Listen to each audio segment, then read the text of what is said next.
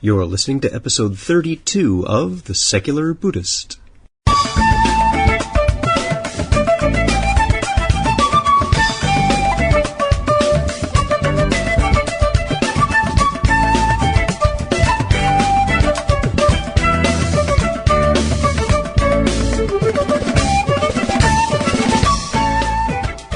Welcome to The Secular Buddhist. I'm Ted Meissner. The Secular Buddhist is the podcast and website for modern, secular application of early Buddhist thought. The podcast has interviews and roundtable discussions pertaining to engaged Buddhist training and practice, and the companion website has show notes for each episode, along with resource materials on Buddhism, critical thinking, science, secularism, and skeptical thought. Though the podcast focuses on core practice from a secular viewpoint, more traditional teachings are welcome and openly discussed. Today, filmmaker Roger Nygard speaks with us about his movie, The Nature of Existence.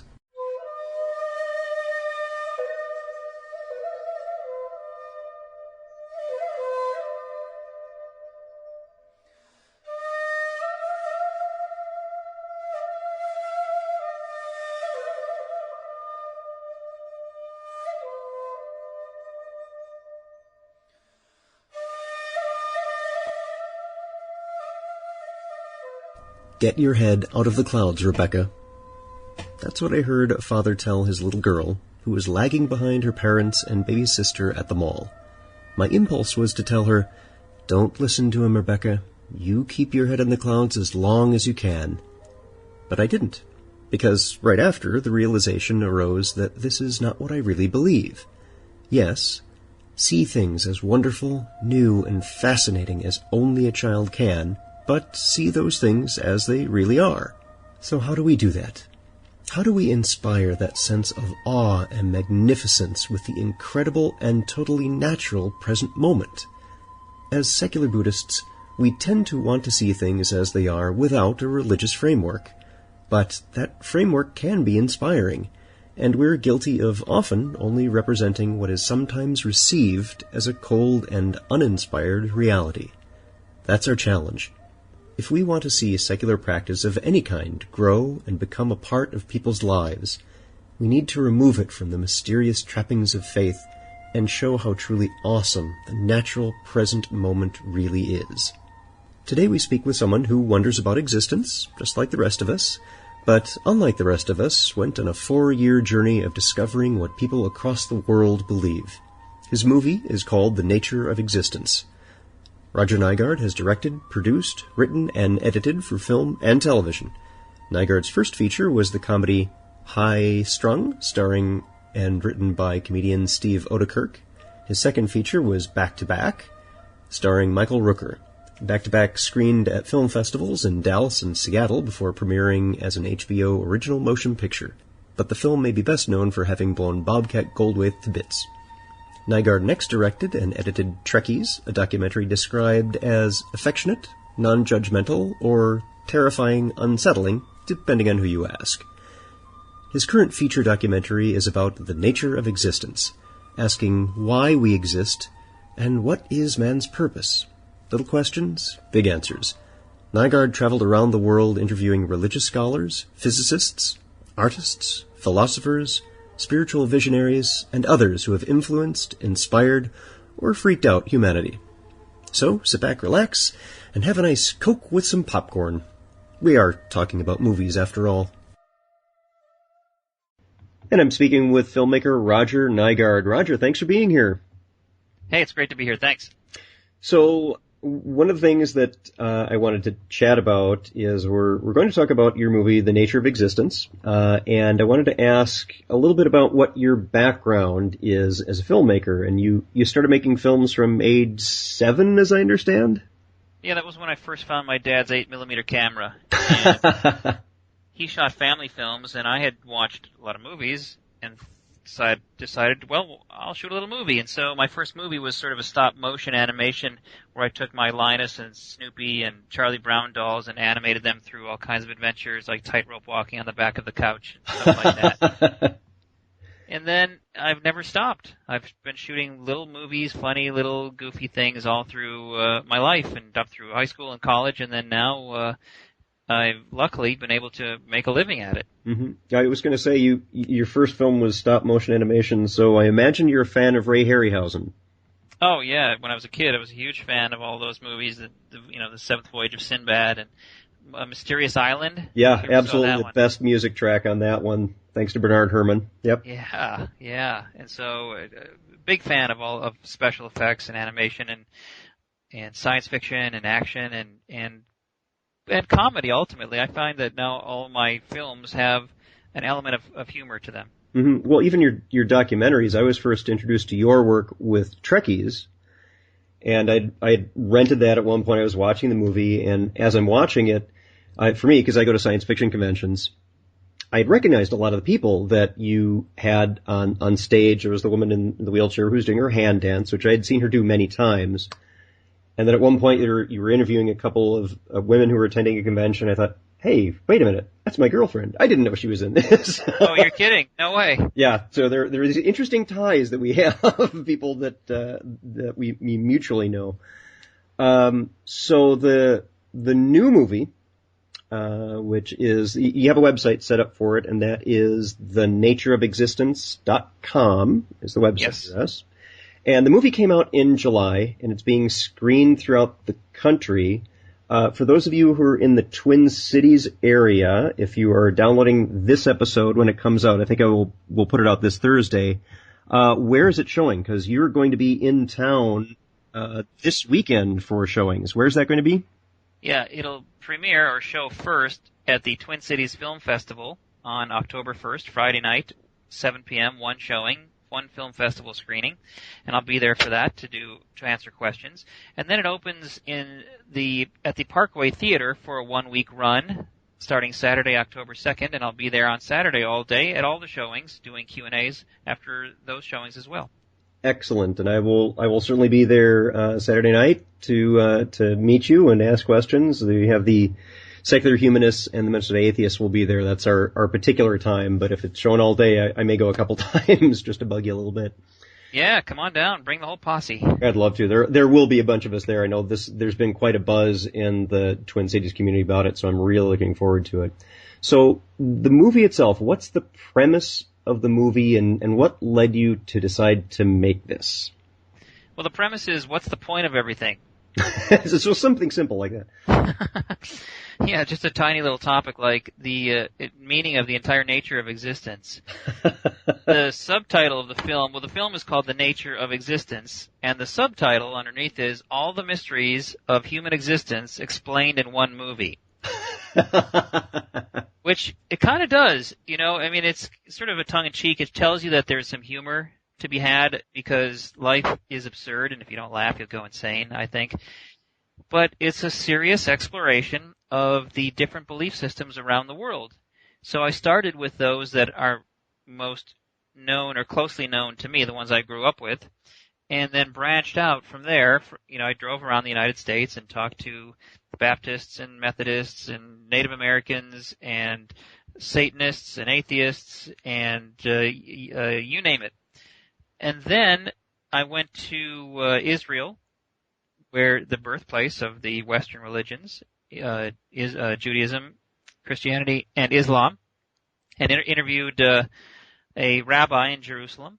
And then I went to Italy to seek out the Pope, had a brush with the Pope, and then I spent a month in India and a month in China talking to Hindus and Buddhists and Jainists, Sikhs, Baba lovers, Muslims, and in China I talked to Confucianists and Taoists, and a few other things mixed in there, as well as scientists and everyday people, pizza chefs, wrestlers, collected all of their opinions. It's sort of a collection of the world's beliefs on the same questions. I asked everybody the same questions, and I started out with the biggest question to me, which is, why do we exist? And then I worked down from there, because when you ask that question, it brings up other questions, like, as long as we're here, what are we supposed to do about it? What is our purpose here? And people mention religion. God comes up a lot, as you can imagine, when you're talking about the point of everything, and so that begs the question, what is or who is God? Define God.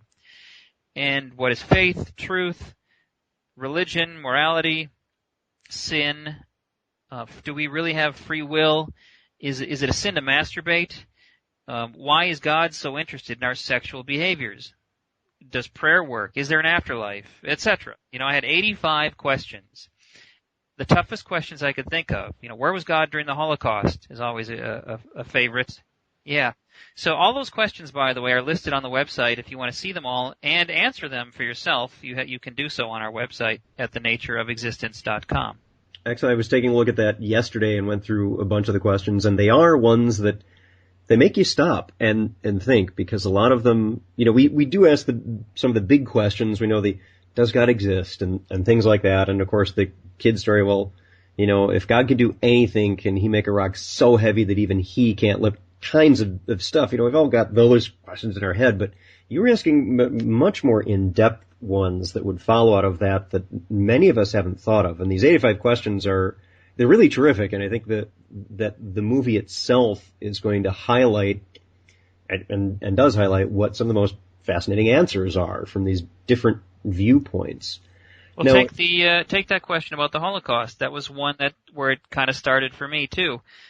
I have a friend who is an Orthodox Jew. He became one, actually. He converted after college. He was culturally Jewish, but he wasn't very religious. In fact, in college, he was a pot-smoking womanizer, non-religious sort of guy.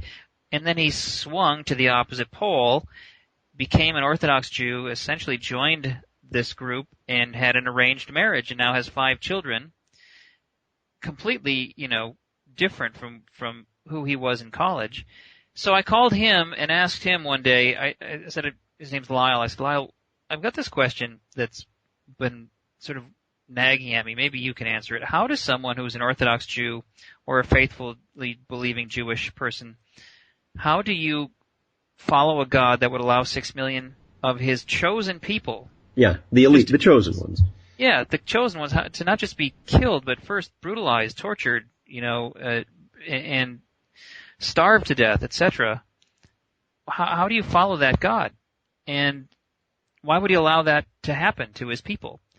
And he said what was more stunning to me was not his answer that he didn't know. It was the fact that he hadn't stopped to think about that.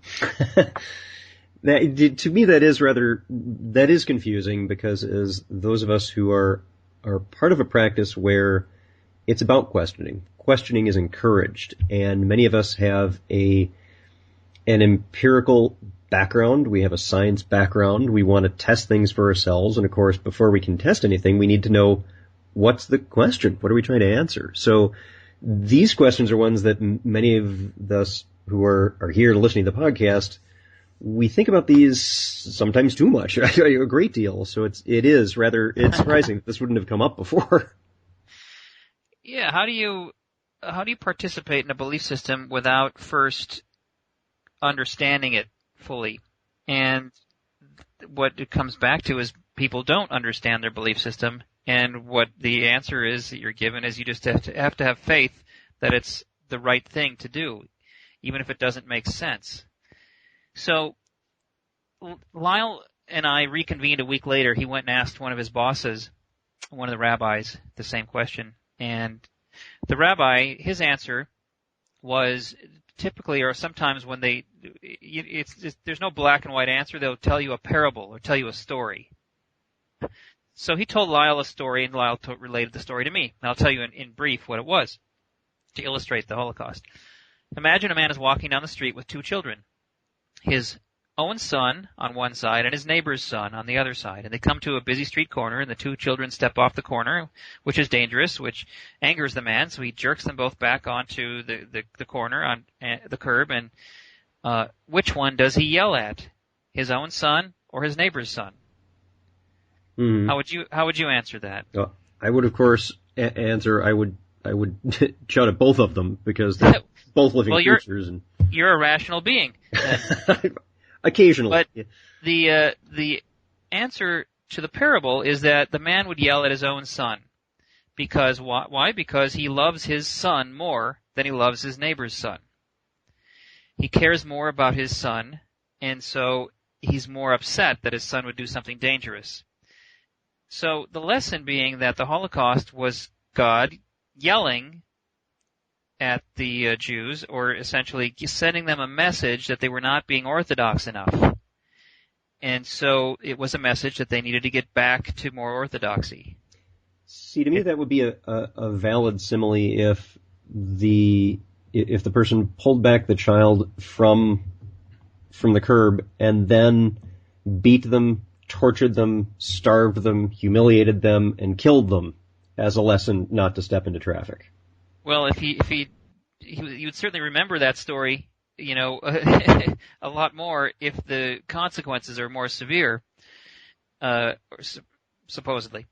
And so, from a human nature standpoint, it kind of makes sense to me, because if you think about how human nature or human history progresses, it does progress. Things always move forward. And so that's the conundrum for the conservative. A conservative who wants to keep things the same will generally always be frustrated in the long run because things do not stay the same. They progress. They move forward. Even sometimes it takes a while, but it'll happen in fits and starts. And let's say you look at a group of people, take the Jews, and if things are really bad right now, you think back to when things were good 10, 20, 15, 40 years ago. What's different between then and now is we were more conservative then, because naturally everything is more conservative in the past. Of course. In the long run on average. And so you make the assumption that because things are less conservative now, God is angry and he wants us to go back to the way we were, like when things were really good.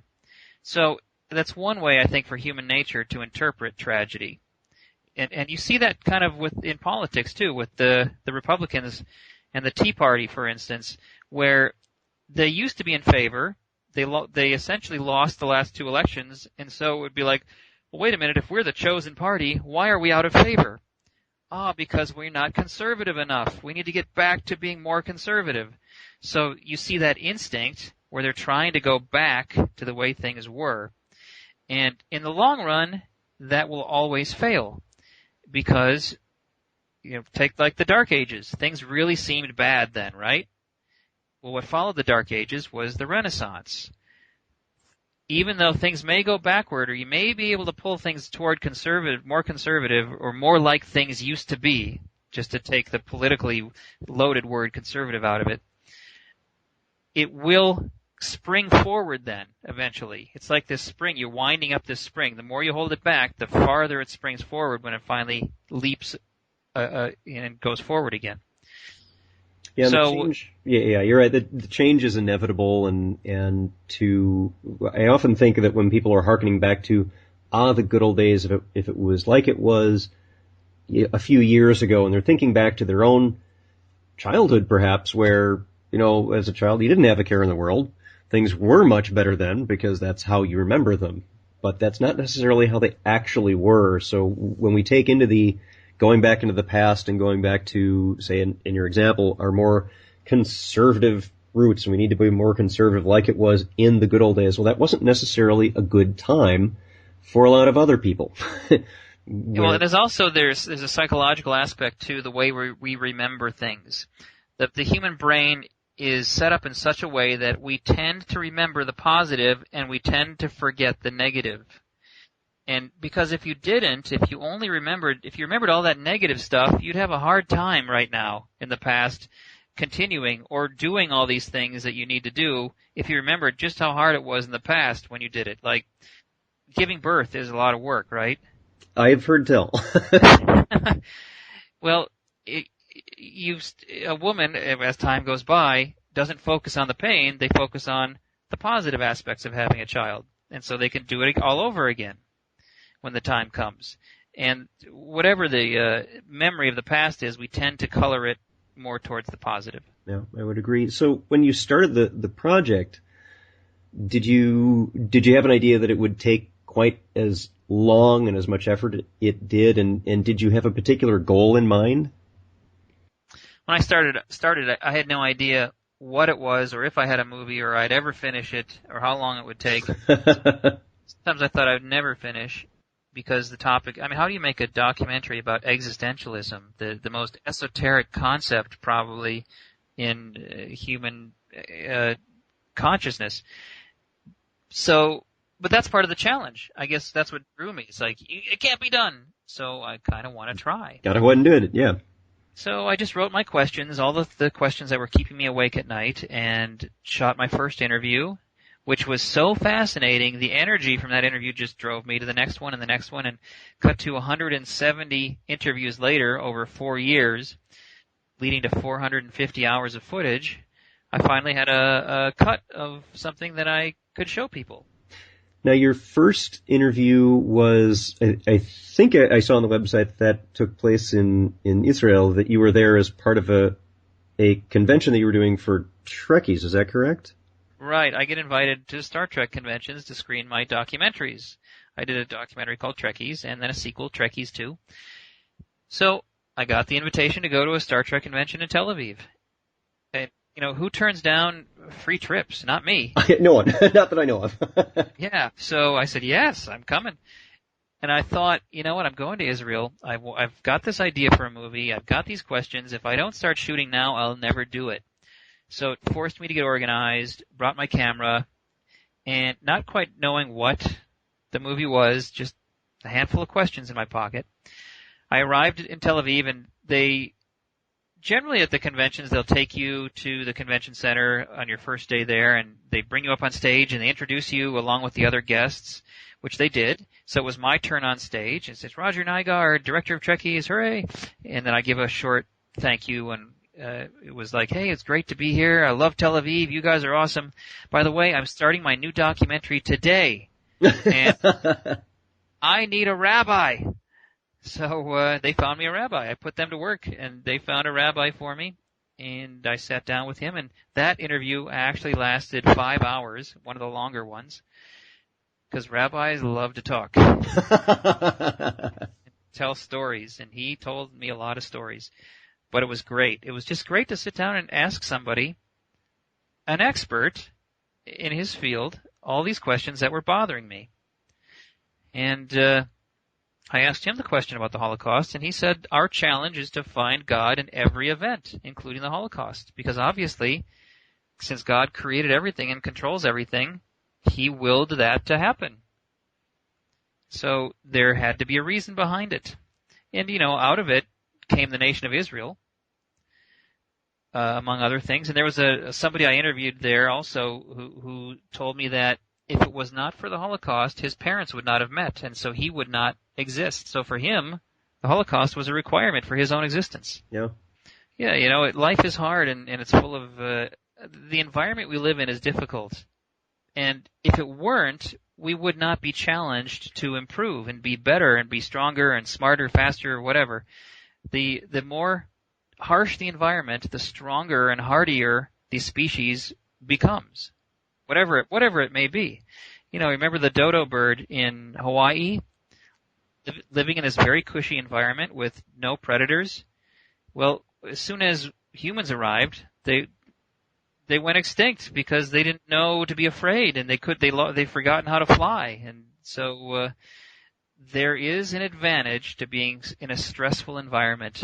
It's good for a species if it's going to improve. Mm-hmm. Now, in doing the movie, things shift a little bit in your previous work, in that in The Nature of Existence, you're the key player. You're the thread tying it all together. You're actually in the movie. So this is very much a first-person kind of film.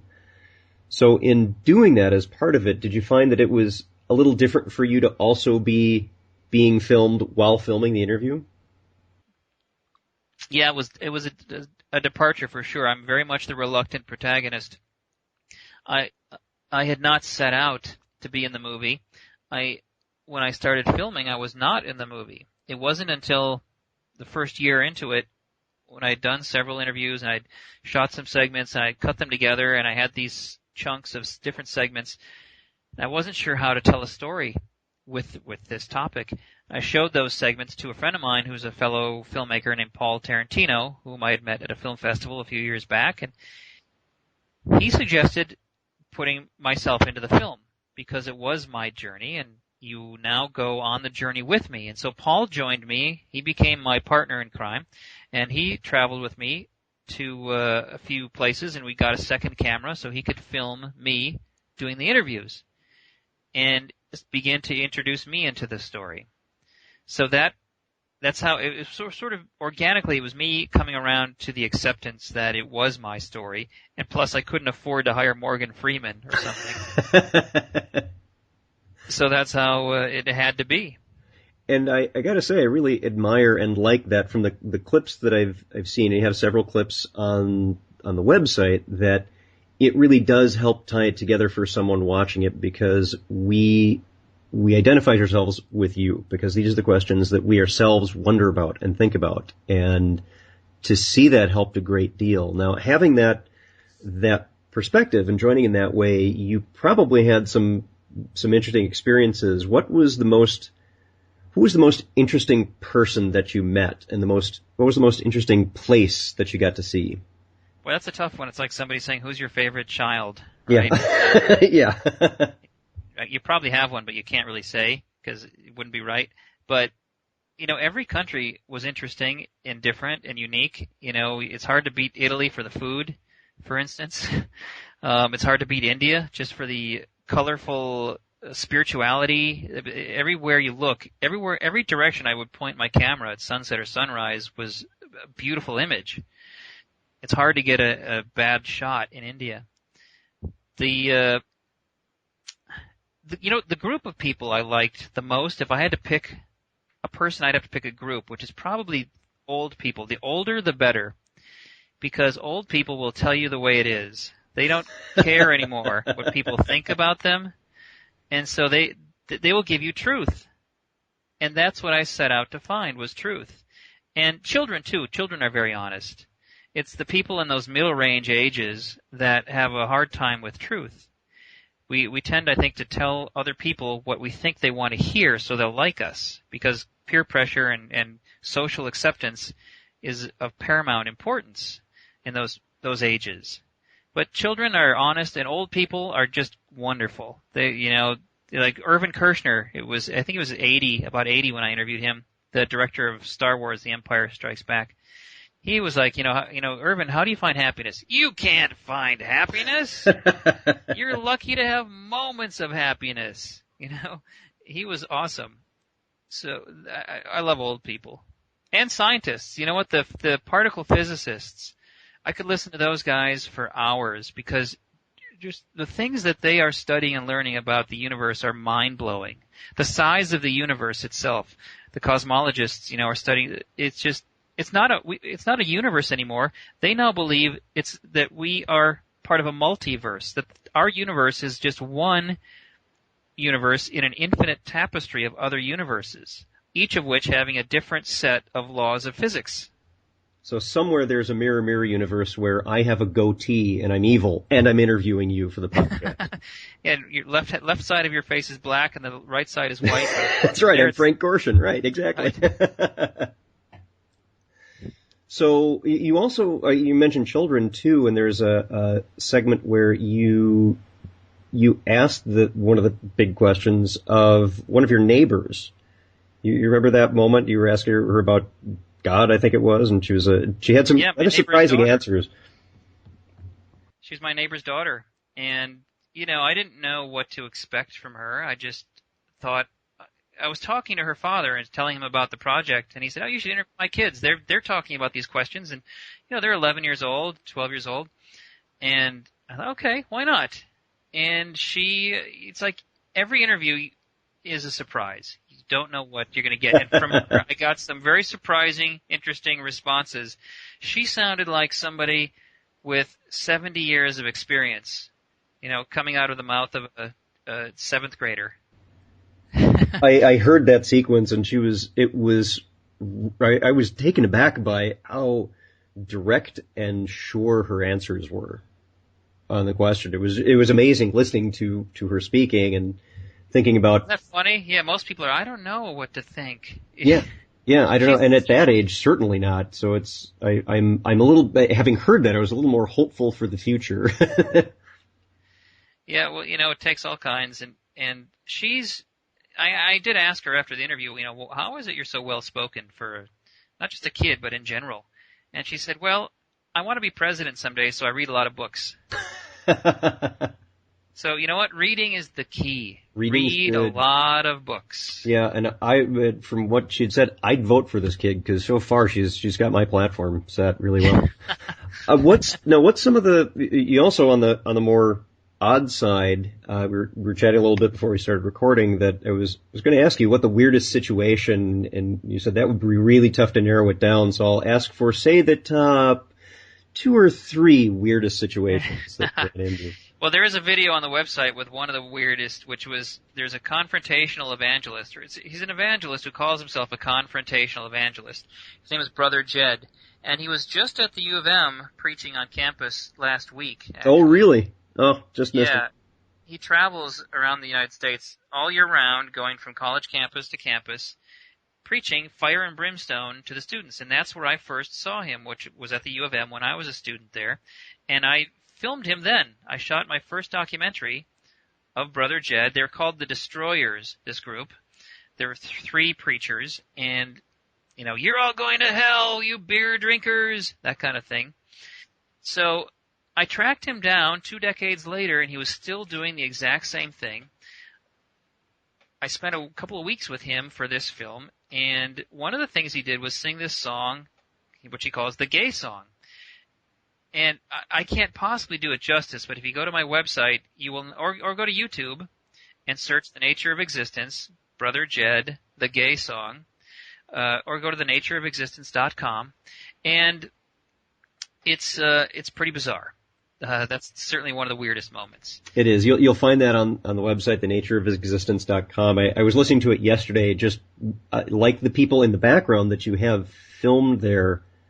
I was just aghast at what he was saying and the gestures he was doing with electrical plugs. Yes, mind-boggling. Yeah, those are his visual prop to show how, a plug only fits into a socket. Right? Therefore, my religious doctrine is true. It's something of a reach to me. Okay, so that was probably one of the weirdest. You got another 1 or 2 of them? Well, every country, I learned a lot of things that I had no concept of. I didn't even know what a Jainist was, for instance, before I started on this journey. And it turns out Jainism is the oldest living religion on the planet. Actually, raising his hand, they're up there. Their founder, Mahavira, is referred to in early Buddhist texts. It's one of the outside, these 2 religions kind of grew up together. And they refer to each other in their old texts, so they have external evidence for their own time period and when they existed. So yes, Jains, our good cousins, the Jains. Buddhism was a reaction to Hinduism, right? So Hinduism had to predate Buddhism, and Jainism and Buddhism, they all come from basically the same roots, the same tree, ultimately. And their main tenet, or one of them, is nonviolence. And vegetarianism in India, to a great extent, is due to the Jains because they will not eat any creature with 5 senses. And they will not kill any, they will sweep the ground before they walk, so they don't step on any insects. That's how you improve your karma. You want to improve your karma by doing these sort of things.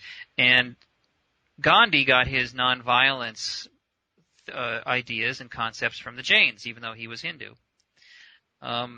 The Jews, coming back to the Jews again, they have the Talmud as well as the Torah. The Torah is essentially the Old Testament. The Talmud is this much longer document that encourages questioning.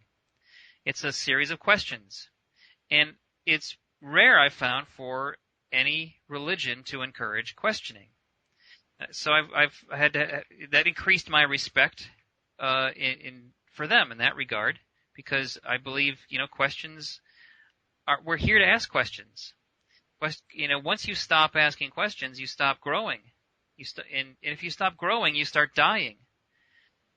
It's very important, I think, for your entire life to continue asking questions, to continue learning. And so that was news to me. I learned, here's something that was a little trivia. In Islam, a Muslim is, well, the way they put it in terms of like conversions. When you convert somebody to Muslim, they're not a convert, they're a revert, because they believe everyone is born Muslim, but many go astray or they're not aware that that's what they're supposed to be. So when somebody comes around, they're reverts.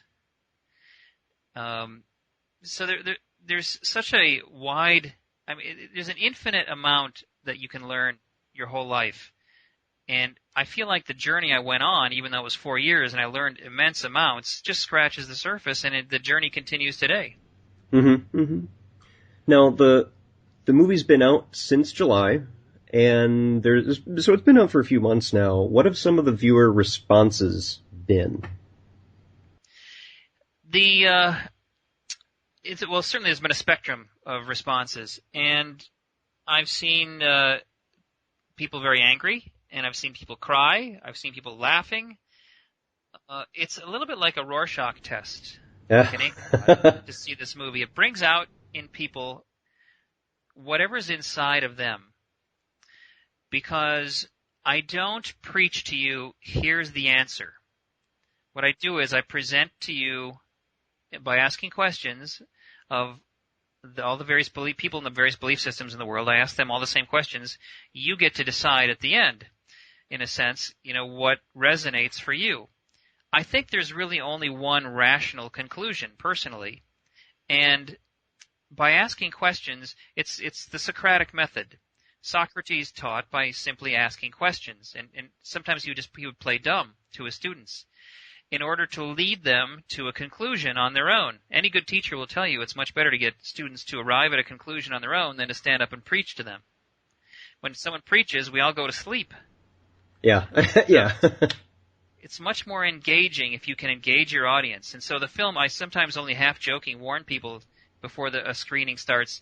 I'll go up in front and I'll say thank you for coming. And, hey, I should warn you, you should probably not see this movie because it will mess with your mind. But if your mind's already a little messy, you'll be fine. If you got everything stacked in very neat little piles in your mind, they may get jostled a little bit. And when it's a minority of people, but when people do get angry, it's usually because at the end of the movie, I don't pick the winner for them. They want to know whether to love me or hate me. Am I on their team or am I with them or against them? And the world's not like that. I don't think there is one winning team. Right. It's a personal journey. Many people do believe, and there are people in the movie who say there's an archbishop I interviewed in India or in Italy. It was the Archbishop of Manfredonia, who was in charge of the Padre Pio shrine. And he says, I know there are many religions in the planet, but I know mine is the right one. And so if you already have the answer with a capital A, then new information is a threat. And this movie is filled with new information. Whether it's right or wrong, I think it's obvious sometimes when you put them side by side, two competing ideas, the stronger one will stand up on its own. You don't have to. If you have a good belief system that's a valid, strong belief system, why would you need to defend it? It should be able to defend itself. People get so defensive about their belief systems, which leads me to believe they have doubts in their own mind and they're trying to convince themselves. Whereas the idea itself, and that's more the basis of science, where every idea is challenged and may the best idea stand up ultimately. Yeah, that's why I'd encourage people who are listening to the podcast to make a point of seeing the movie, because as secular Buddhists, one of the things that we do is we are constantly challenging our ideas. We are constantly questioning, and things that don't measure up are things that we wouldn't take into our practice. And that's part of what this movie is about, is to help foster some imagination about some questions we might not have thought about before. Roger, in making this as a 4-year journey for you, what was the thing that was your biggest aha moment? What did you learn that you found of most value? Well, the movie ends in India, and it was really nothing could follow it. And it's not that the country is super special. I mean, every country's special. But what I found, for me, what sort of resonated for me is this, and I mentioned this in the movie. The biggest difference I saw between Eastern and Western thought is that in the West, here, in the Western religions, Judaism, Christianity, and Islam, we tend to look outward for God. We pray outward. We pray for things. Please help me get better. Please help Grandma get, heal cancer. Please help us win the football game. Please give. Whereas in the East, they tend to look inward. God is within you, and it's more about meditation instead of prayer, and it's more about self-realization and stilling the mind and living in the moment and being present in the moment, as opposed to living for an afterlife, suffering now so you can have a good afterlife. I like the idea of maximizing every moment that I have, that we have here right now. I mean, how much better of a paradise do you want than this? Why isn't this enough? Look at how beautiful this world is that we live in. I mean, how do you top this? Yeah, I don't know why you would need anything outside of this very moment, this very world, with all its magnificent natural beauty. My mind can't even comprehend what's already here in front of me. Don't need anything beyond that. And that's just a question. I put that in terms of a question. Why do we need more than this? I'm not saying we don't. Maybe we do. Maybe there is someplace better than this. But I have a hard time imagining something. I mean, it's like the little girl across the street said. She basically said she didn't understand the concept of heaven, where you're happy all the time. Are you on some permanent heroin drip where you're just blissful for all of eternity? And then after a while, that would cease to be interesting because you'd have no variation. You can't understand happiness without unhappiness. People who have everything, they begin to take it for granted. People who suffer, when they get that little morsel of goodness, it means so much more to you. So infiniteness of the same, infinity of the same thing seems awfully unengaging to me, uninteresting. I mean, right now, being challenged is a blessing. If you surround yourself with people who only think exactly like you do, you will not be challenged and you will not grow. Yeah, having change helps keep us engaged with the process of living. And outside of the process of living, well, I can't comment. I don't know. Yeah, what does that mean? What does that mean? Right. Roger, when's the DVD coming out? November 23rd is our release date right now for the DVD. And there is a DVD of the movie, of course, with some bonus material. And there will be a special edition with an entire second disc with deleted scenes, of course, and a Blu-ray. And if this wasn't enough, I am working on a 7-disc companion set. That's what I was hoping to hear. Movie. So yeah, one of the criticisms I've received from the movie is from people is that it doesn't go deep enough. It goes too quickly past all these concepts. So in some respects, the movie will be the appetizer, and the 7-disc companion set will be the full buffet. Excellent. Now, is that also coming out in November, or is that going to be next year sometime? It'll be coming out at the same time. Excellent. So, Roger, what's next for you once this project is you got a bow on it and it's going well? What are you taking on next? Well, I work, in Hollywood. I work in television, directing, writing, editing. Currently, I'm editing a TV show called Curb Your Enthusiasm, and I am working on my next documentary.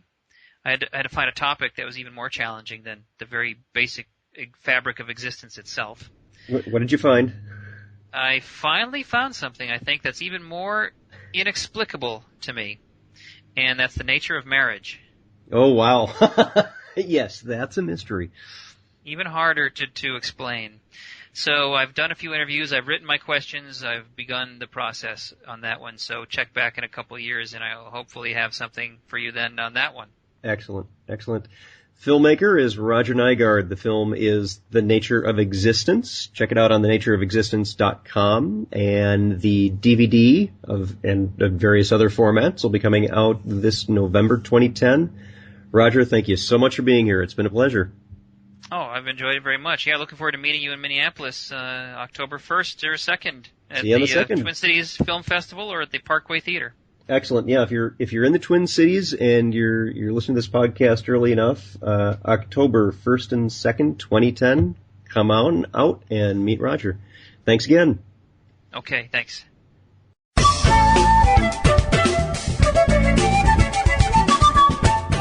Thanks for listening. If you'd like to learn more about something you've heard in today's podcast, please come visit the companion website at www.thesecularbuddhist.com. And you'll find an entire web page devoted to this and every episode. There are also links to discussions about today's topic on the Secular Buddhist Facebook fan page. The music for the Secular Buddhist is used by permission from John Kaizan Neptune's CD, Steps in Time. Additional music is provided courtesy of Monty Levinson of Taihei Shakuhachi and Rodrigo Rodriguez. Their websites are linked on the Secular Buddhist on the About Music page. Until next time, remember, every moment you have a choice. Make it the best you can. See you next time on The Secular Buddhist.